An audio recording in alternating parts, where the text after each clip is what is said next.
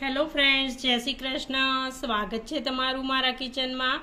આજે આપણે cheese garlic aloo paratha બનાવીશું અને આ મારી રેસીપી તમને પસંદ આવે તો મારી ચેનલને તમે લાઇક, શેર અને સબસ્ક્રાઈબ જરૂરથી કરજો અને નીચે આપેલા બેલ આઇકનને પ્રેસ કરશો જેથી તમને મારી આવી નવી નવી રેસીપીની નોટિફિકેશન મળતી રહેશે।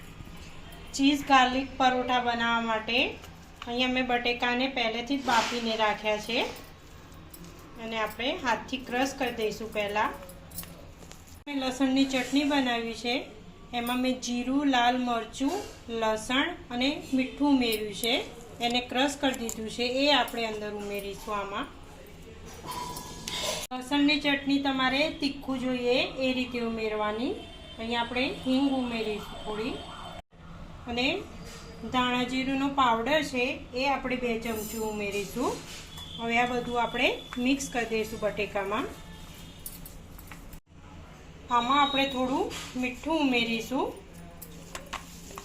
લસણની ચટણીમાં મેં મીઠું અંદર પહેલાંથી જ નાખેલું હતું એટલે હું બહુ નથી ઉમેરતી।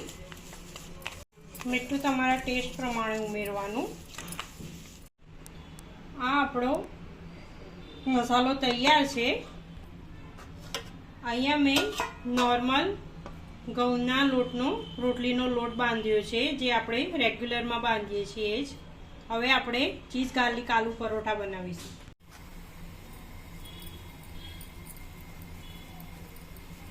અહીંયા આપણે રોટલીના લોટનું આ રીતે મોટું ગુલ્લું કરીશું।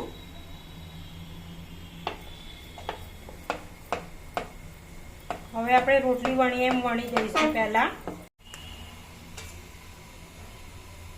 એમાં આપણે આ બટેકાનો માવો ઉમેરીશું। પહેલાં અહીંયા મેં અમૂલનું ચીઝ લીધું છે એ અંદર ઉમેરીશું। ચીઝ તમારે જે રીતે ઉમેરવું એ રીતે ઉમેરવાનું। હવે આપણે આ રોટલીના ગુલ્લાને પેક કરી દઈશું।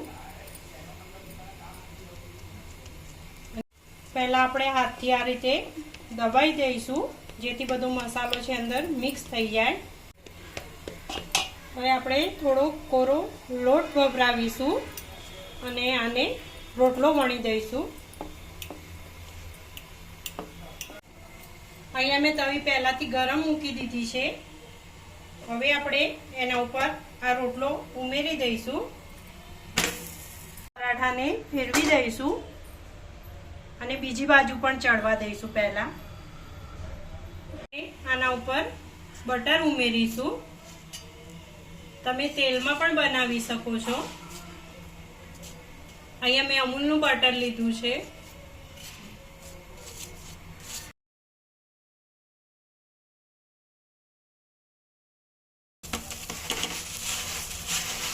બંને બાજુથી સરસ ચડવી દેવાનો। આપણે પરોઠાને આપણો ચીઝ ગાર્લિક પરોઠો તૈયાર છે। હવે આપણે સર્વિંગ પ્લેટમાં એને સર્વ કરીશું।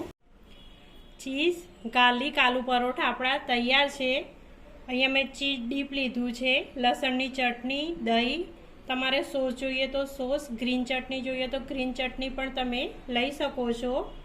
અને આ મારી રેસીપી તમને પસંદ આવે તો મારી ચેનલને તમે લાઇક, શેર અને સબસ્ક્રાઈબ જરૂરથી આપજો અને નીચે આપેલા બેલ આઇકનને ક્લિક કરશો જેથી તમને મારી નવી નવી રેસીપીની નોટિફિકેશન મળતી રહેશે।